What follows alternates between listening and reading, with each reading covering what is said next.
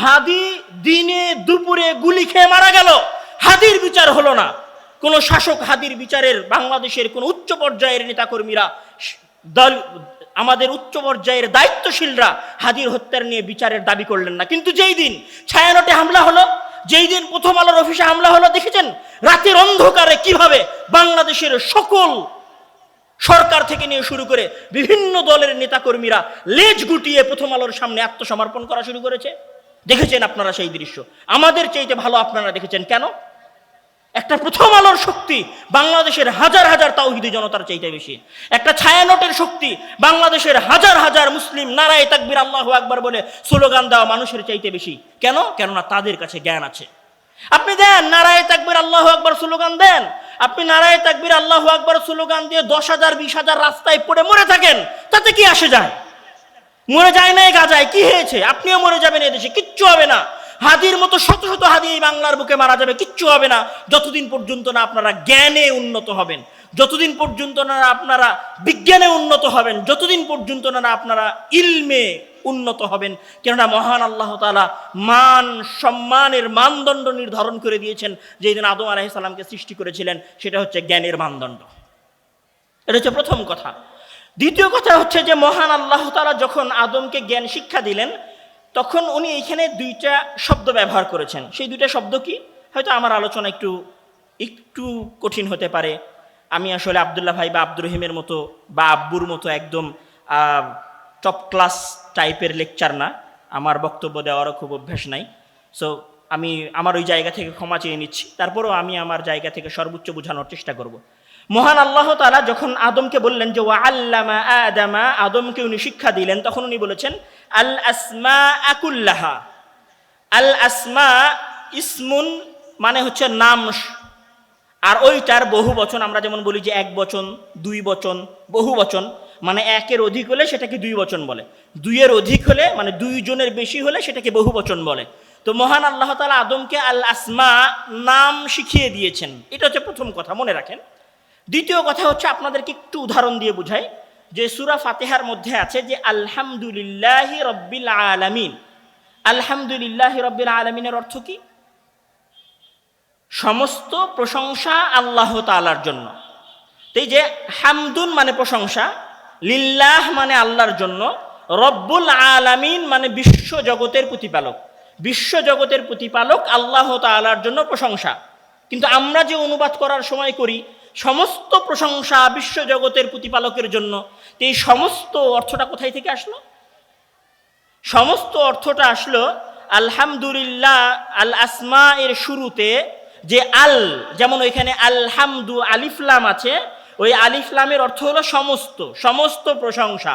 ঠিক ওই রকম আল আসমা শব্দের অর্থ হচ্ছে সমস্ত নাম। এই পৃথিবীর যত নাম হতে পারে পৃথিবীর শুরু থেকে নিয়ে শুরু করে শেষ পর্যন্ত, মানে আজকের লাইট, আজকের মাইক, আজকের ফ্যান, আজকের ক্যামেরা, আজকের উড়োজাহাজ, আজকের যুদ্ধ বিমান, আজকের পারমাণবিক বিমান, আজকের হাইপারসনিক বিমান, আজকের যত সরঞ্জামাদি আছে আমাদের সামনে, আমাদের স্যান্ডেল, আমাদের জ্যাকেট, আমাদের এই সাউন্ড সিস্টেম, এই সকল কিছুর নাম মহান আল্লাহ তাআলা আদম আলাইহিস সালামকে শিখিয়ে দিয়েছিলেন। এটা হচ্ছে প্রথম কথা। আল আসমা মানে সকল জ্ঞান, যত জ্ঞান হতে পারে সকল জ্ঞান মহান আল্লাহ তাআলা আদম আলাইহিস সালামকে শিখিয়ে দিয়েছিলেন। শুধু এতটুকু না, তারপরে মহান আল্লাহ তাআলা আরেকটা শব্দ ব্যবহার করেছেন যে কুল্লাহা। মনে করছো যে কিছু মনে হয় জ্ঞান আদমকে দেয় নাই, না, কিছু না, কুল্লাহা যা কিছু হতে পারে এই পৃথিবীর জ্ঞান, মানুষ শুরু থেকে নিয়ে শুরু করে কিয়ামত হয়ে যাওয়া পর্যন্ত যা আবিষ্কার করবে সকল জ্ঞান আমি আদমের মাথায় দিয়ে দিয়েছি। আর আমি সকল জ্ঞান আদমের মাথায় দিয়েছি বলে আজকে তোমরা ওই জ্ঞান থেকে অল্প অল্প করে বিকশিত করে বিভিন্ন কিছু আবিষ্কার করছো। তাহলে আল্লাহ তাআলা আদম আলাইহিস সালামকে সকল কিছুর জ্ঞান শিক্ষা দিয়েছেন। এটা হচ্ছে একটা পয়েন্ট। সেকেন্ড পয়েন্ট হচ্ছে যে যখন মহান আল্লাহ তাআলা আদমকে সকল কিছুর জ্ঞান শিক্ষা দিলেন, তখন উনি কি করলেন? কোরআনের মধ্যে যে শব্দটা এসেছে সূরা বাকারার মধ্যে, এখানে আমার ধারণা যে মাদ্রাসার অনেক ছাত্র আছে, তারা এগুলো আরো ভালো জানে, অর্থাৎ আমার চেয়ে আরো ভালো ব্যাখ্যা করতে পারবে। ওখানে একটা শব্দ আছে, যে শব্দটা হচ্ছে যে সুম্মা আরাদাহা আলাল মালাইকা, মানে যা কিছুর জ্ঞান আদমকে শিখালেন তার সকল কিছু আবার উনি পেশ করলেন।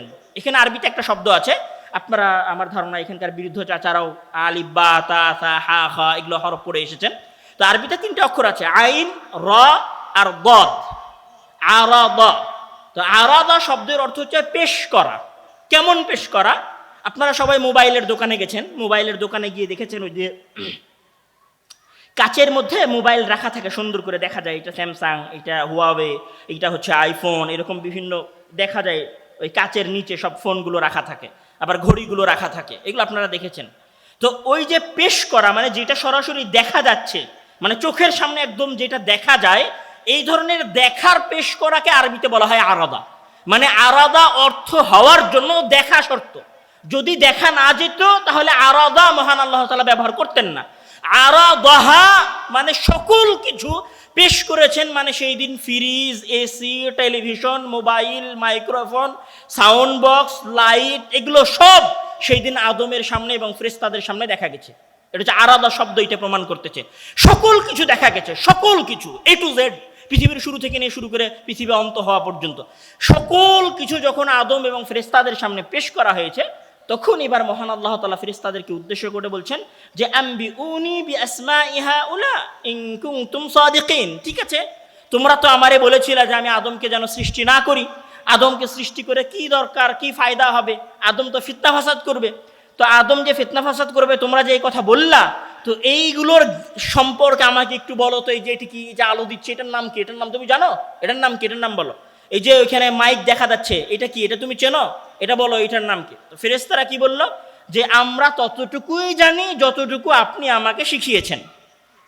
অর্থাৎ ফেরেশতারা ওই জিনিসগুলোর নাম বলতে পারলো না। এখন এইখানে একটা যে বিষয়, সেটা হচ্ছে যে এইখানে যদি আমি বোর্ডে কোনো কিছু লিখি, বোর্ডে কোনো কিছু লেখার পরে আমি দুইজনকে দাঁড় করিয়ে দেই যে ভাই আপনি এইটা বলেন তো এইটা কি, আর একজনকে বললাম ভাই আপনি এইটা বলেন তো এইটা কি, তো এই যে দুইজনকে দাঁড় করিয়ে দিয়ে কোনো কিছু বলানোর যে সিস্টেম, এটাকে আমরা বাংলায় কি বলি?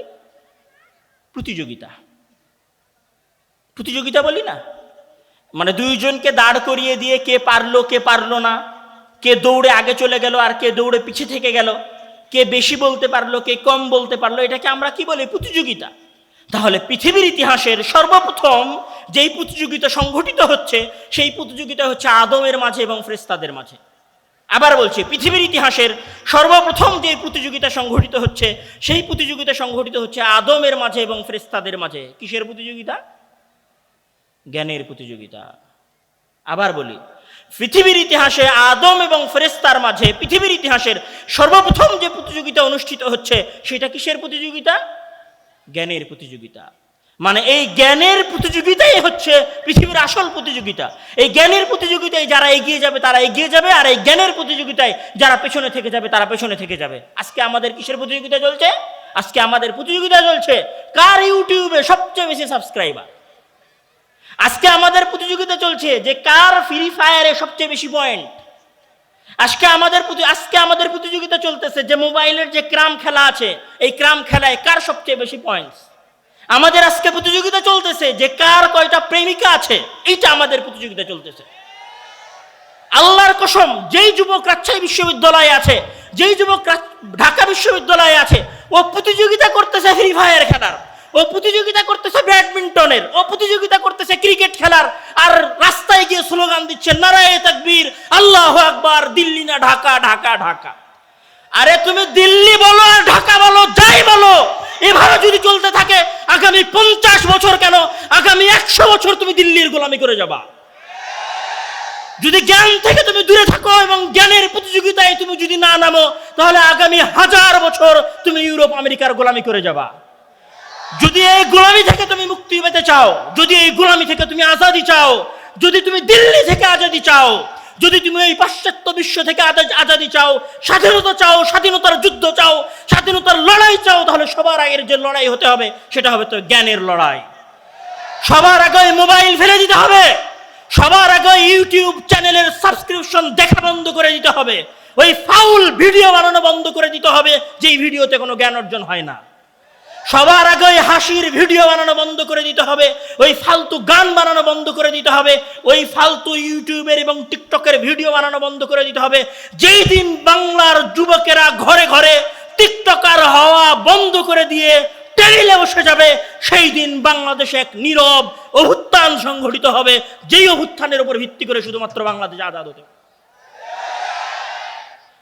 এবং আমাদের সকল যুবক ভাইদের উদ্দেশ্যে এই অংশে যে আহ্বানটা করতে চাই যে নারায়ে তাকবীর এবং আল্লাহু আকবারের এই স্লোগানের আবেগের পিছনে না দৌড়িয়ে, দিল্লি না ঢাকা এই স্লোগানের আবেগের পিছনে না দৌড়িয়ে, ফেসবুকের ওই 1 সেকেন্ডের স্ট্যাটাসের পিছনে না দৌড়িয়ে আপনি আপনার টেবিলে বসেন, জ্ঞান অর্জন করেন, একজন প্রকৃত সঠিক বিপ্লবী হয়ে ফিরে আসেন। আপনার জ্ঞানের কারণে আপনি এই পৃথিবী কেন, শুধু বাংলাদেশ কেন, এই পুরো পৃথিবীর উপরে আপনি শাসন প্রতিষ্ঠা করতে পারবেন। আপনি স্লোগান দিচ্ছেন যে আপনি খেলাফত প্রতিষ্ঠা করবেন, আপনি তো মানুষের সাথে কথা বলাই জানেন না। ছায়ানটিদের সামনে বসলে, প্রথম আলোর সাংবাদিকদের সামনে বসলে একটা কথা বলার পরে দ্বিতীয় কথা আপনার পেটে লাথি মারলে বের হবে না। আপনি কিসের বিপ্লব কায়েম করবেন? কালকে যদি আল জাজিরার সাংবাদিকেরা এসে আপনার সামনে কথা বলতে চায় যে হ্যাঁ তোমাদের কি হয়েছে একটু বলো তো বাবু, তোমরা যে এখানে আন্দোলন করছিলে তোমরা কয়জন মারা গেছে একটু বলো তো, এই যে আমাদের মাদ্রাসার পোলাপাইনগুলো আছে, আমাদের কওমি শিক্ষা প্রতিষ্ঠান হানাফিয়া আহলে হাদিস নির্বিশেষে কওমি শিক্ষা প্রতিষ্ঠানের যত ছাত্র আছে, এদের সামনে এসে যদি সিএনএন মাইক ধরে, এদের সামনে এসে যদি আল জাজিরা মাইক ধরে, এদের সামনে এসে যদি রয়টার্স মাইক ধরে, আর সব ওখানে মাইক দেখে ভয়ে পালিয়ে চলে যাবে, মনে করবে বাবারে বাবা আমি তো ইংরেজিতে কিছু বলতে পারবো না। তো তুমি তো সামান্য তোমার প্রতিনিধিত্ব করার ক্ষমতা রাখো না, তোমার ইলিম এত দুর্বল, তুমি কিসের খেলাফত প্রতিষ্ঠা করবা, আর তুমি কিসের আজাদি আজাদি করে চিল্লাচ্ছ? সম্মানিত উপস্থিতি, মহান আল্লাহ তাআলা এই জায়গায় জ্ঞানকে শ্রেষ্ঠ করেছেন এবং পৃথিবীর ইতিহাসের যে সর্বপ্রথম প্রতিযোগিতা ছিল সেই প্রতিযোগিতা জ্ঞানের প্রতিযোগিতা ছিল। দ্বিতীয় এই জায়গায় যে আলোচনাটা ফুটিয়ে উঠেছে সেটা হচ্ছে যখন মহান আল্লাহ তাআলা আদমকে সিজদা করতে বললেন, যখন মহান আল্লাহ তাআলা আদমকে সকল কিছুর নাম বলতে বললেন, ফেরেশতাদের নামগুলো বলতে না পারার পরে তখন আদম এক দিক থেকে শুরু করে নিয়ে সব কিছুর নাম ফেরেশতাদের সামনে বলে দিল। যখন নাম বলা শেষ হয়ে গেল তখন মহান আল্লাহ তাআলা ফেরেশতাদেরকে উদ্দেশ্য করে বলছেন, ওয়াইদ ক্বালা রাব্বুকা লিল মালাইকাতি ইসজুদু লিআদাম ফাসাজাদু ইল্লা ইবলিস আবা ওয়াস্তাকবারা ওয়া কানা মিনাল কাফিরিন। যখন আদম জ্ঞানে শ্রেষ্ঠ প্রমাণিত হলো, যখন আদম ইলমে শ্রেষ্ঠ প্রমাণিত হলো, তখন মহান আল্লাহ তাআলা ফেরেশতাদেরকে উদ্দেশ্য করে বললেন, উসজুদু, তোমরা সবাই আদমের সিজদা করো। যেই দিন আপনাদের জ্ঞান হবে, যেই দিন আপনারা বিজ্ঞানে সুউচ্চ শিখরে উন্নীত হবেন, সেই দিন সারা পৃথিবীর মানুষ আপনাদের পায়ের নিচে এসে সিজদা করবে। এইখানে যেই আলোচনাটা গুরুত্বপূর্ণ, এই আলোচনার সাথে আল্লাহর ভালোবাসা বোঝার জন্য, সেটা হচ্ছে যে মহান আল্লাহ তাআলা আমাদের উপরে যে সমস্ত ইবাদত ফরজ করেছেন তার মধ্যে সবচেয়ে গুরুত্বপূর্ণ ইবাদত হচ্ছে সালাত। এটা আমরা সবাই জানি। মহান আল্লাহ তাআলা পবিত্র কোরআনের মধ্যে বলছে, রাসূল সাল্লাল্লাহু আলাইহি ওয়াসাল্লাম হাদিসের মধ্যে বলছেন যে আউয়ালু মা ইউহাসাবু বিহিল আবদু ইয়াউমাল কিয়ামাতি আস-সালাহ ফাইন সালাহাত সালাহা সাইরু আমালিহি ওয়া ইন ফাসাদাত ফাসাদা সাইরু আমালিহি। মানে কিয়ামতের দিন সর্বপ্রথম যে হিসাব নেওয়া হবে সেটা হচ্ছে সালাতের হিসাব। যদি সালাতের হিসাবে গরমিল হয়ে যায় তাহলে সকল কিছু গরমিল হয়ে যাবে। এখন কথা হচ্ছে যে আমি বললাম যে ইবাদতের জগতে সর্বশ্রেষ্ঠ এবং সর্বোৎকৃষ্ট ইবাদত হচ্ছে সালাত। আর সালাতের সবচেয়ে গুরুত্বপূর্ণ অংশ কোনটা? সালাতের সবচেয়ে গুরুত্বপূর্ণ অংশ কোনটা? সেজদা। যেখানে বান্দা তার মাথা, তার শরীরের সবচেয়ে গুরুত্বপূর্ণ অংশ মাটিতে ঠেকায়, এটাকে বলে সেজদা। আবার পয়েন্টটা একটু বোঝার চেষ্টা করেন, সর্বোৎকৃষ্ট ইবাদতের, সর্বোত্তম ইবাদতের সবচেয়ে গুরুত্বপূর্ণ যে অংশ সেটা হচ্ছে সিজদা করা। তো মহান আল্লাহ তাআলা ফেরেশতাদেরকে উদ্দেশ্য করে বলতেছেন যে হে ফেরেশতারা, তোমরা আদমের কি করো?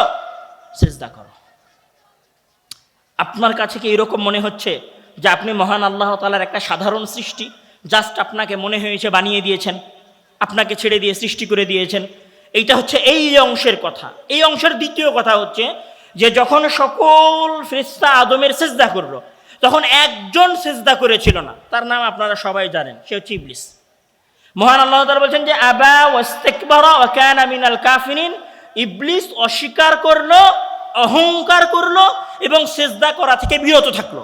ঘটনা এইটা না যে ইবলিস অহংকার করলো এবং সিজদা করা থেকে বিরত থাকলো। ঘটনা হচ্ছে এইটা যে ইবলিস সিজদা করতে অস্বীকৃতি জানালো এবং সিজদা করলো না।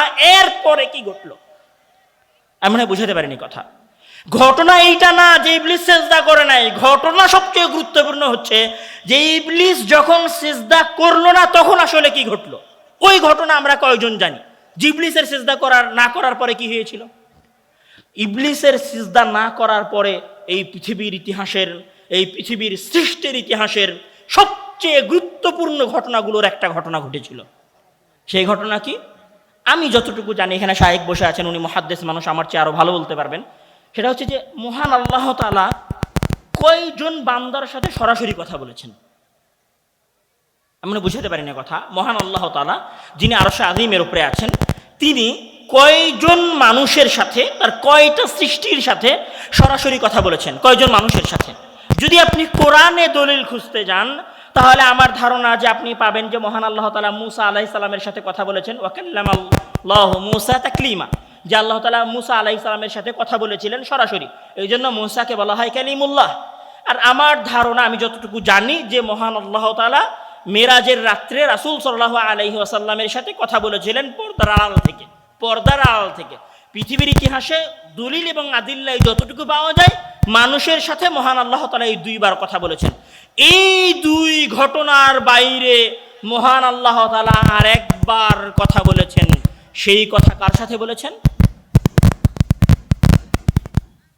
সেই কথা মহান আল্লাহ তাআলা আদমের সাথে বলেন নাই, সেই কথা মহান আল্লাহ তাআলা ইবলিসের সাথে বলেছিলেন। কেন বলেছিলেন? কেননা ইবলিস আপনাকে সিজদা করে নাই। আমি বুঝাতে পারিনি গুরুত্ব। আবার বোঝেন যে মহান আল্লাহ তাআলা দুই একবার তার বান্দাদের সাথে কথা বলেছেন, তার মধ্যে তৃতীয়বার উনি কথা বলেছেন ইবলিসের সাথে। তো ইবলিসের সাথে কেন কথা বলেছেন? এই কারণে কথা বলেছেন যে ইবলিস আদমের সিজদা করে নাই। আচ্ছা, আদমের যে সিজদা করে নাই, তখন মহান আল্লাহ তাআলা ইবলিসের সাথে যে কথা বললেন, সেই কথাই মহান আল্লাহ তাআলা কি বললেন ইবলিসকে? মহান আল্লাহ তাআলা এই কথা ইবলিসকে বলেছেন, ইবলিস যাও, তুমি আদমের সিজদা করো নাই, তোমারে আমি জাহান্নামে দিয়ে দিলাম, ঢুকে যাও তুমি জাহান্নামে, তোমারে আমি ধ্বংস করে দিলাম, খালাস, তোমার এখানে ইতিহাস শেষ। এ কথা মহান আল্লাহ তাআলা ইবলিসকে বলেছিলেন না।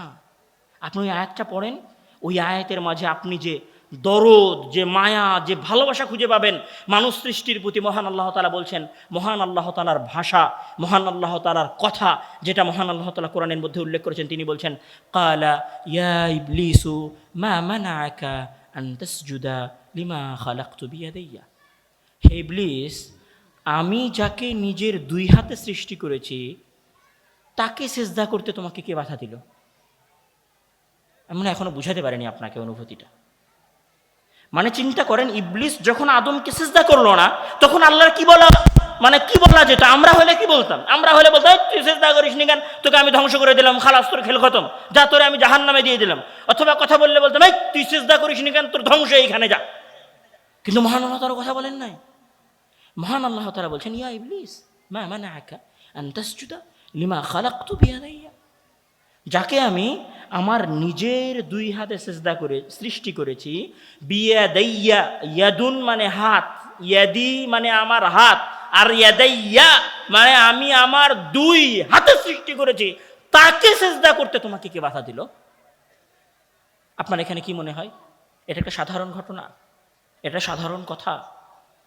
যিনি ওই আরশে আজিমের উপরে বসে আছেন, এই সাত আসমানের উপরে যিনি বসে আছেন, এই সাত আসমানের ওপরে যে আরশ আছে, ওই আরশের উপরে যিনি আরোহণ করেছেন, ওই আরশের উপরে যিনি উঠেছেন, তিনি বলছেন যে আমি আদমকে আমার নিজের দুই হাতে সৃষ্টি করেছি, তাকে সিজদা করতে তোমাকে কিসে বাধা দিল? তখন ইবলিস বলছে যে আপনি তাকে মাটি থেকে সৃষ্টি করেছেন, আর আমাকে আগুন থেকে সৃষ্টি করেছেন। আগুন সবসময় উপরের দিকে যায় আর মাটি সবসময় নিচের দিকে যায়, আমি কিভাবে তাকে সিজদা করতে পারি? তখন মহান আল্লাহ তাআলা বলছেন যে ফাখরুজ মিনহা ফাইন্নাকা রাজিম, হে ইবলিস, তুমি এইখান থেকে বের হয়ে যাও, তুমি বিতাড়িত। এই জন্য আমরা কোরআন তেলাওয়াতের সময় বলি, আউযু বিল্লাহি মিনাশ শাইতানির রাজিম, বিতাড়িত শয়তান থেকে আশ্রয় চাচ্ছি। ঘটনা এখানেই শেষ না, এরপরের ঘটনাটা হচ্ছে আরো ভয়ঙ্কর। যখন মহান আল্লাহ তাআলা ইবলিসকে বললেন, আল্লাহ তাআলা ইবলিসকে বলতেছেন, ইবলিস ফাখরুজ মিনহা, তুমি আমার এই এরিয়া থেকে বের হয়ে যাও, ফাইন্নাকা রাজিম, নিশ্চয় তুমি বিতাড়িত। তখন ইবলিসের কথা মহান আল্লাহ তাআলা পবিত্র কোরআনের মধ্যে নকল করছেন। ইবলিস আরো ভয়ঙ্কর ভাবে উত্তর দিচ্ছে। তখন ইবলিস বলছে, আরাআইতাকা হাযাল্লাযী কাররামতা আলাইয়া, হে আল্লাহ আপনি শুনে রাখেন, আপনি দেখে নিয়েন, হাযাল্লাযী কাররামতা আলাইয়া, আপনি যে আদম এবং আদম সন্তানকে আমার উপরে সম্মানিত করেছেন, লাইন আখারতানি ইলা ইয়াউমিল কিয়ামাহ, যদি আপনি আমাকে কিয়ামত পর্যন্ত বাঁচিয়ে রাখেন, লা আহতানিকান্না যুররিয়াতাহু ইল্লা কালিল, আমি আদমের প্রত্যেক সন্তানকে, আমি আদমের পরবর্তী বংশধরকে লা আহতানিকান্না লা আহতানিকান্না লা আহতানিকান্না অবশ্যই বিভ্রান্ত করে ছেড়ে দিব। হে আল্লাহ আপনি শুনে রাখেন, যেহেতু আপনি আমাকে ফাখরুজি ফাইন্নাকা রাজিম বলেছেন, আপনি যেহেতু আমাকে বিতাড়িত করে দিয়েছেন, সুতরাং আমি ইবলিস, আমার চ্যালেঞ্জ হচ্ছে আমি আদমের যত সন্তান আছে, যত বংশধর আছে, আমি তাদের সবাইকে পথভ্রষ্ট করে ছেড়ে দিব, এটা আমার দায়িত্ব। আরেক জায়গায় ইবলিস মহান আল্লাহ তাআলাকে বলছেন যে ক্বালা উনজুরনি ইলা ইয়াউমি ইউবআসুন, আপনি আমাকে মুহলত দেন, আপনি আমাকে ছাড় দেন কিয়ামত পর্যন্ত। তখন মহান আল্লাহ তাআলা বলছেন, ক্বালা ফাইন্নাকা মিনাল মুনযারিন, যাও তোমাকে ছাড় দিয়ে দেওয়া হলো। তখন এবার ইবলিস বলতেছে, মহান আল্লাহ তাআলা উল্লেখ করছেন, ক্বালা ফাবিমা আগাওয়াইতানি, হে আল্লাহ যেহেতু আপনি আমাকে পথভ্রষ্ট করেছেন, যেহেতু আপনি আমাকে বিতাড়িত করেছেন, আমাকে আপনার বিতাড়িত করার প্রতিশোধ আমি নিব। লাকুদান্না লাহুম সিরাতাকাল মুস্তাকিম, আমি আপনার সঠিক পথের রাস্তায় বসে থাকব। সুম্মা লাতিয়ান্নাহুম, অতঃপর আমি আদম সন্তানের উপর হামলা করব। মিন বাইনি আইদিহিম, তার সামনে দিক থেকে, ওয়ামিন খালফিহিম, তার পিছন দিক থেকে, ওয়ান আইমানিহিম, তার ডান দিক থেকে, ওয়ান শামাইলিহিম, এবং তার বাম দিক থেকে। হে আল্লাহ আপনি শুনে রাখেন, যেহেতু আপনি আমাকে পথভ্রষ্ট করেছেন, সেহেতু আমি আদম সন্তানের ডান দিক, সেহেতু আমি আদম সন্তানের বাম দিক থেকে, সামনে দিক থেকে, পিছন দিক থেকে, মানে যেদিক থেকে আমি পারবো আদম সন্তানকে পথভ্রষ্ট করতে, আমি সেদিক দিয়ে আদম সন্তানকে পথভ্রষ্ট করব। যেই দিন পারবো মোবাইল দিয়ে পথভ্রষ্ট করব, যেই দিন পারবো নারী দিয়ে পথভ্রষ্ট করতে, যেই দিন পারবো বিভ্রান্তকর স্লোগান দিয়ে পথভ্রষ্ট করব, যেই দিন পারবো সেই দিন আমি ফিতনা দিয়ে আদম সন্তানকে পথভ্রষ্ট করব। কিন্তু আমার চ্যালেঞ্জ হচ্ছে যে আমি আদম সন্তানকে পথভ্রষ্ট করব। এই অংশে কোন আলোচনাটা ফুটে ওঠে? আজকে যারা নারীর প্রেমে লিপ্ত হয়েছে তারা কার কথা শুনেছে? ইবলিসের কথা শুনেছে। আজকে যারা মোবাইলে অবৈধ সম্পর্কে লিপ্ত হয়েছে তারা কার কথা শুনেছে? ইবলিসের কথা শুনেছে। আমরা যেখানে যারা যেই অংশে, দেশের যেই প্রান্তে, যেই ঘরের মধ্যে বসে থেকে মহান আল্লাহ তাআলার আদেশের লঙ্ঘন করছি, বাস্তবে আমরা মহান আল্লাহ তাআলার আদেশের লঙ্ঘন করছি বিষয়টা এরকম নয়, বরং আমরা সবাই ইবলিসের আনুগত্য করতেছি, ইবলিসের কথা শুনছি। ওই ইবলিসের কথা শুনছি যে ইবলিসকে আমার সেজদা না করার কারণে আল্লাহ তাড়িয়ে দিয়েছিল। আবার ওই ইবলিসের আনুগত্য করছি যে ইবলিস আমাকে সেজদা করে নাই, আমার বাপকে সেজদা করে নাই, তাই আল্লাহ তাআলা তাকে তাড়িয়ে দিয়েছিলেন। ঠিক এই রকম বিষয়টা যে কোনো একজন যুবক আপনার বোনকে ধর্ষণ করে আপনার বোনের ইজ্জত লুটে নিয়েছে, আর আপনি তাকে ঘরের মধ্যে আপ্যায়ন করে বলতেছেন আসেন ভাই একটু গোস্ত দিয়ে ভাত খাই।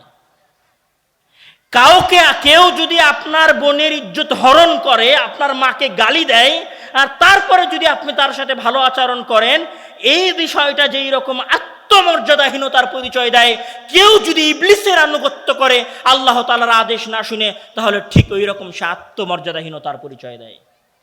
যাই করেন জীবনে, আমার এই আলোচনার একদম শেষ উপদেশ যে যাই করেন জীবনে অন্তত ইবলিসের আনুগত্য করিয়েন না। যাই করেন জীবনে, আপনি যেমন আপনার বাবার খুনিকে মাফ করতে চান না, আপনি যেমন আপনার মাকে একটা মানুষ গালি দিলে পাল্টা গালি দিয়ে দেন, আর ইবলিস তো আপনার বাপের সেজদা করে নাই, ইবলিসকে তো আপনার বাপের সেজদা না করার কারণে, আপনার সেজদা না করার কারণে আল্লাহ তাড়িয়ে দিয়েছিল। সেই ইবলিসের আনুগত্য আপনি কোন শরমে করেন? আজকের এই দিনী বৈঠকে আমার সংক্ষিপ্ত আলোচনার বিষয়বস্তু হচ্ছে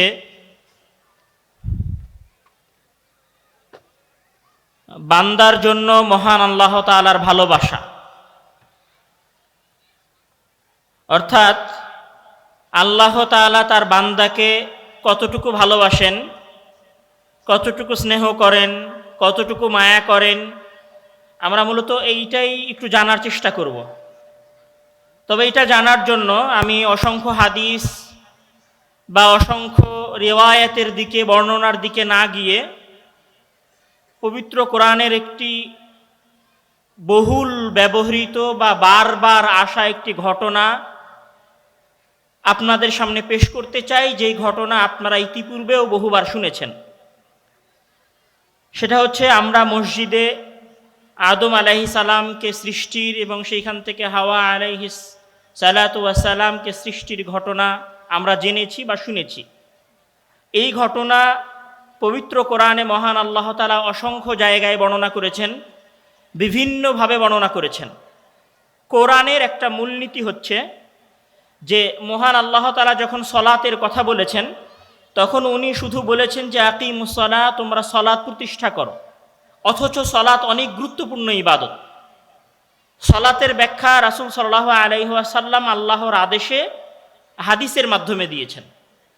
যখন আল্লাহ তাআলা যাকাত ফরজ করেছেন, তখন তিনি বলেছেন যে তোমরা যাকাত দাও।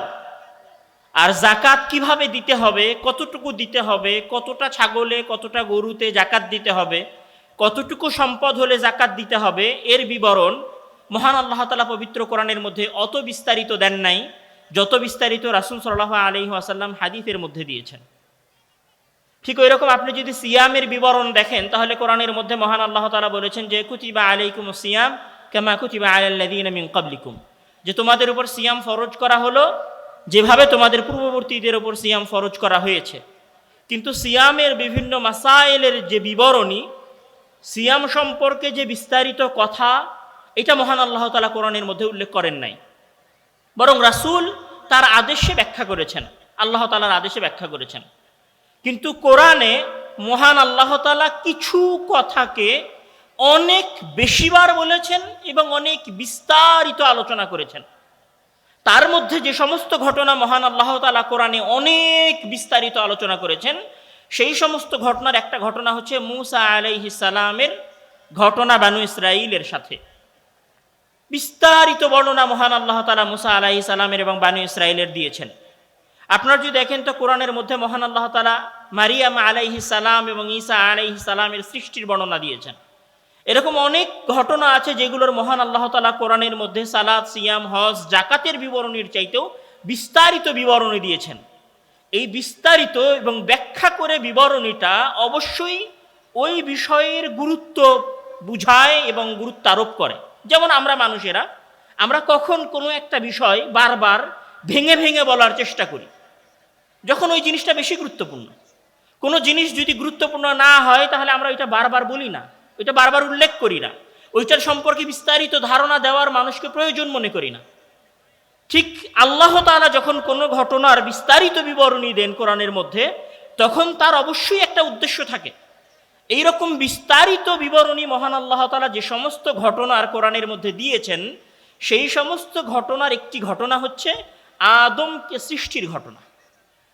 মহান আল্লাহ তাআলা কোথাও বলেছেন যে আমি আদমকে জমাট বাঁধা রক্ত হইতে সৃষ্টি করেছি, আদম সন্তানকে। কোথাও তিনি বলেছেন যে আমি তাকে মাটি হতে সৃষ্টি করেছি।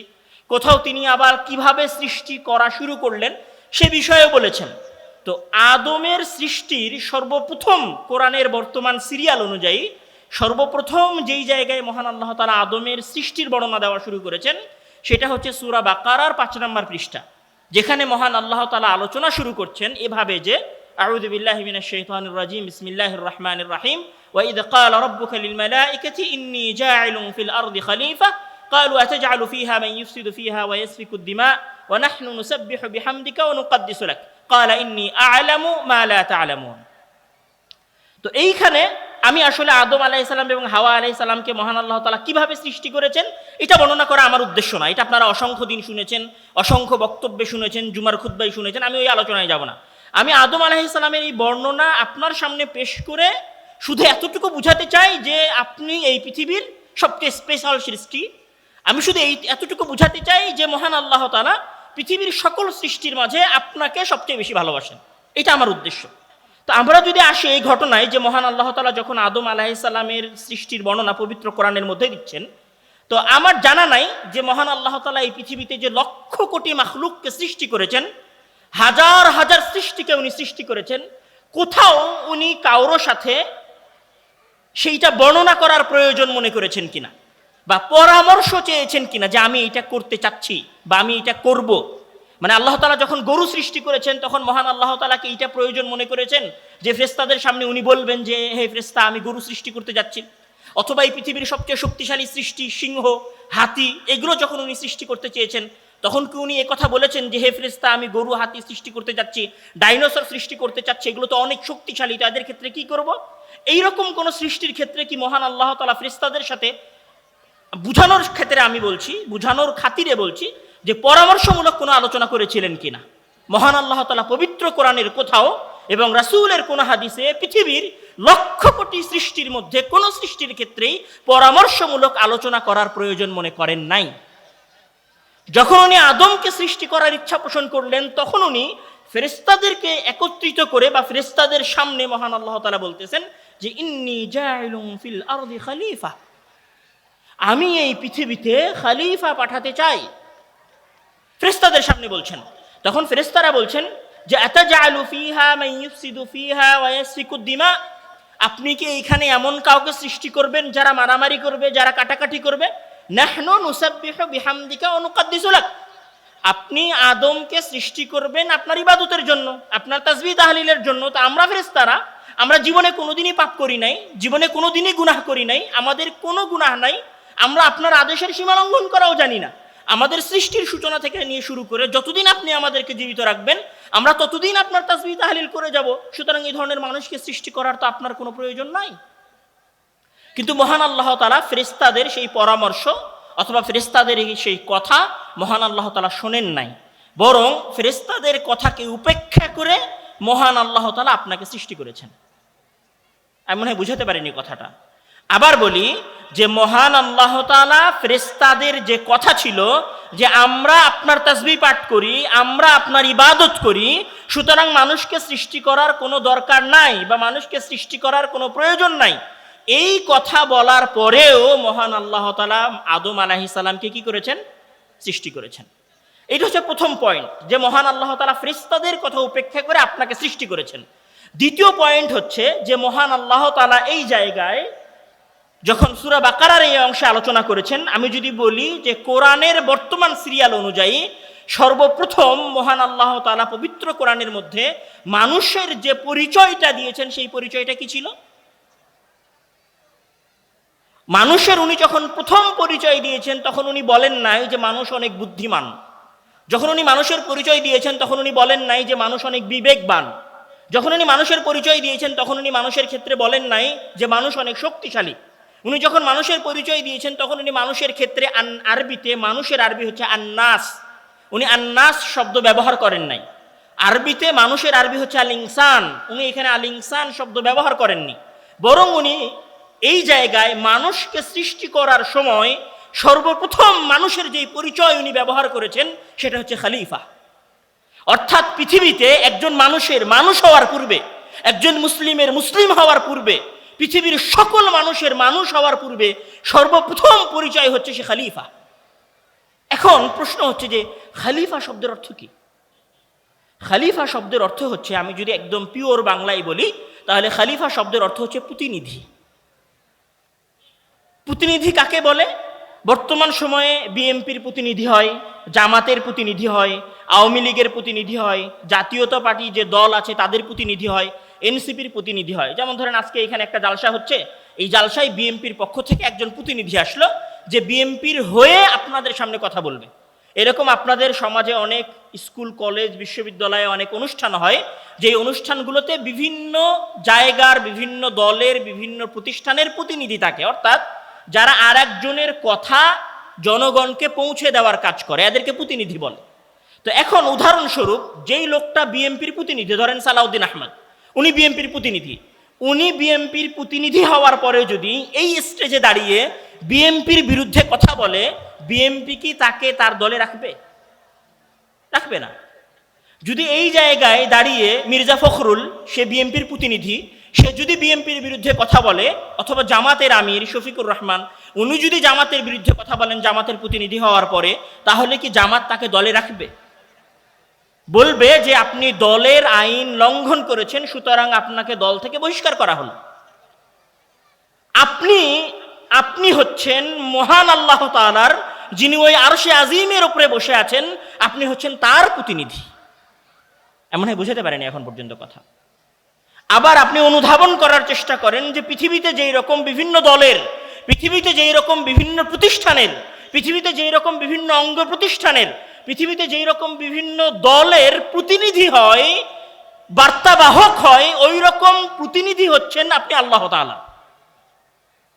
আপনি কি সেই প্রতিনিধিত্বের দায়িত্ব পালন করেছেন? যদি সামান্য একটা আইন লঙ্ঘন করার কারণে আপনি আপনার প্রতিষ্ঠান থেকে বহিষ্কার হয়ে যান, ধরেন এখানে আমাদের প্রিন্সিপাল মহোদয় আছেন অত্র প্রতিষ্ঠানের, উনি এই প্রতিষ্ঠানের প্রতিনিধি হিসেবে আজকে এই স্টেজে এসেছেন। উনি যদি ওই প্রতিষ্ঠানের কোনো বিরোধিতা করে, তাহলে কি ওই প্রতিষ্ঠানের কমিটি ওনাকে প্রতিষ্ঠানের শিক্ষক হিসেবে রাখবে? রাখবে না। আপনি আপনার জীবনে কতবার, কত হাজার বার, কত লক্ষ কোটি বার মহান আল্লাহ তাআলার যে আদেশ উনি আপনাকে করেছেন, মহান আল্লাহ তাআলা যে নিষেধ আপনাকে করেছেন, যে হুকুম আপনার উপরে ফরজ করেছেন, এই ধরনের কত শত হুকুমের কত শতবার আপনি লঙ্ঘন করেছেন? তারপরেও কি উনি আপনাকে বলেছে যে আমি তোমাকে আমার প্রতিনিধির খাতা থেকে বাদ দিয়ে দিলাম, যাও আমি তোমাকে এখনই জাহান্নামে দিয়ে দিলাম, তোমার দুনিয়ার সফর খালাস? এরকম কোনো কথা উনি বলেন নাই। এইটা দ্বিতীয় যেই জায়গা যেখানে প্রমাণ হয় যে মহান আল্লাহ তাআলা মানুষকে সম্মানিত করেছেন, মহান আল্লাহ তাআলা মানুষকে ভালোবাসেন, এবং মহান আল্লাহ তাআলা মানুষের প্রতি বিশেষ মহাব্বত আছে। তৃতীয় যে কথা সেটা হচ্ছে, দেখেন ফেরেশতাদের সাথে পরামর্শমূলক কথা হলো, ফেরেশতারা যে পরামর্শ দিল সেইটা মহান আল্লাহ তাআলা উপেক্ষা করলেন। উপেক্ষা করে আদমকে সৃষ্টি করলেন। আদমকে সৃষ্টি করার পরে উনি আদমের যে লকবটা দিলেন, সেই লকবটা হচ্ছে আদম হচ্ছে তার প্রতিনিধি। এখন যেহেতু মহান আল্লাহ তাআলা ফেরেশতাদের কথা উপেক্ষা করে আদমকে সৃষ্টি করেছেন, সুতরাং আদমের এক্সট্রা কিছু, অতিরিক্ত কিছু মর্যাদার প্রয়োজন। তখন উনি কি করলেন? ওয়াআল্লামা আদামাল আসমাআ কুল্লাহা সুম্মা আরাদাহুম আলাল মালাইকা। মহান আল্লাহ তাআলা আদমকে সকল কিছুর নাম শিক্ষা দিলেন।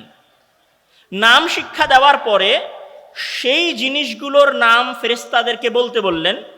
ফেরেশতাদেরকে বলতে বলার পরে যখন ফেরেশতারা পারল না, তখন মহান আল্লাহ তাআলা আদমকে সেই জিনিসগুলোর নাম বলতে বললেন। আদম সেইগুলো বলতে পারল। তখন মহান আল্লাহ তাআলা ফেরেশতাদেরকে উদ্দেশ্য করে বললেন, তোমরা আদমের সিজদা করো।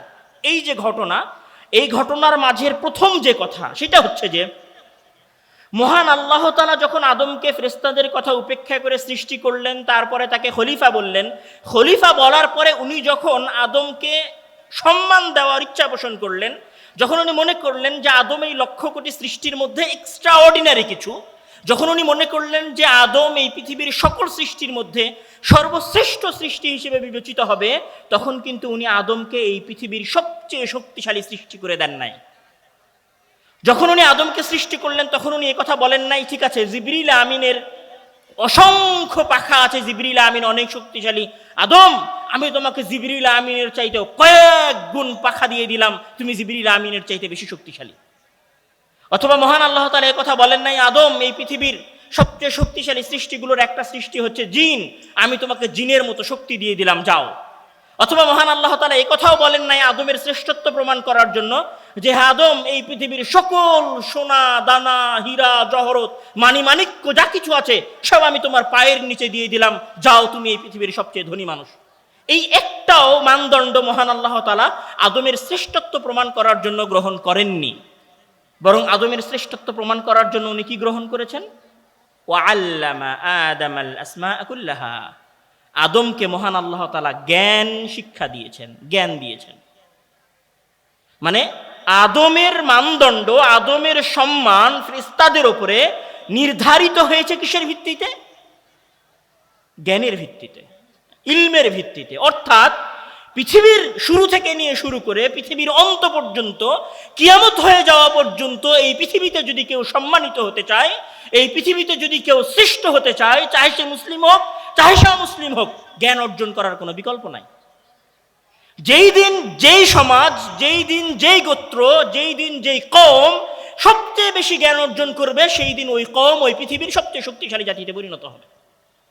আজকে এই যে ইউরোপ এবং আমেরিকা, আজকের এই যে ইংল্যান্ড, ব্রিটেন এবং আমেরিকার এই যে বিশাল শক্তি, এই শক্তির পিছনের মূল উৎস কি? জ্ঞান। আজকের এই যে চায়না আমাদের চাইতে হাজার হাজার গুণ বেশি উন্নত, আজকের এই যে জাপান আমাদের চাইতে লক্ষ কোটি গুণ উন্নত, তাদের উন্নতির মূল ভিত্তি কি? কোটি কোটি টাকা। টাকা তো আপনাদের কাছে আছে, টাকা আপনাদের কাছে আছে না? আপনাদের কাছে সবচেয়ে বেশি তেলের খনি আছে পুরো মুসলিম বিশ্বে, আপনাদের কাছে সবচেয়ে বেশি সোনা আছে।